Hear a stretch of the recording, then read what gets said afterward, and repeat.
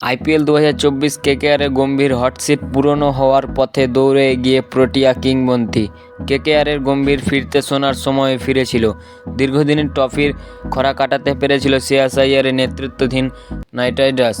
গম্ভীর যেহেতু এখন ভারতের হেড কোচ, ফলে কেকেআর মেন্টর জায়গা ফাঁকা রয়েছে। 2025-এর আইপিএলে কলকাতা নাইট রাইডার্সের মেন্টর কে হবেন? গৌতম গম্ভীর যখন ভারতের হেড কোচ হতে পারেন এমন খবর ছিল, তখন থেকে নাইটের পরিবর্তে মেন্টর নিয়ে আলোচনা শুরু হয়েছিল। কেকেআরের গম্ভীর ফিরতে শোনার সময়ও ফিরেছিল।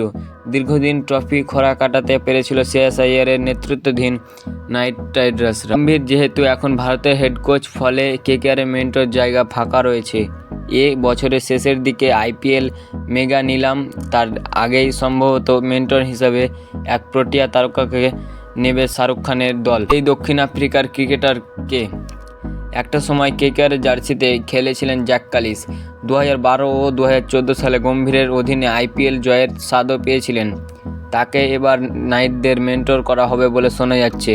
2016-2019 আইপিএলের 4টি মরশুমে নাইট রাইডার্স হেড কোচ ছিলেন ক্যালিস।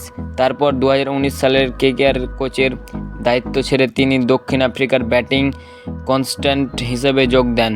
একাধিক রিপোর্ট অনুযায়ী প্রাক্তন প্রোটিয়া অলরাউন্ডার দখল করবেন কেকেআর গৌতম গম্ভীর জায়গা। এবার দেখার এই খবরে সিলমোহর কবে পড়ে। কয়েকদিন আগেই লখনৌ সুপার জায়ান্টস তাদের মেন্টর হিসেবে জাহির খানকে দলে নিয়েছে। লখনৌ এই মরশুমে কোনো মেন্টর ছিল না। 2022 ও 2023 সালে আইপিএলের গম্ভীর ছিলেন লখনৌর মেন্টর।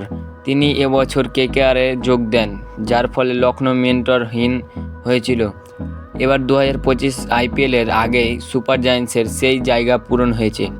তো বন্ধুরা, ক্রিকেট নিউজ বাংলা পাওয়ার জন্য আমার চ্যানেলটা সাবস্ক্রাইব করে দেবেন এবং ভিডিওটি যদি ভালো লাগে তাহলে অবশ্যই একটা লাইক করে দেবেন।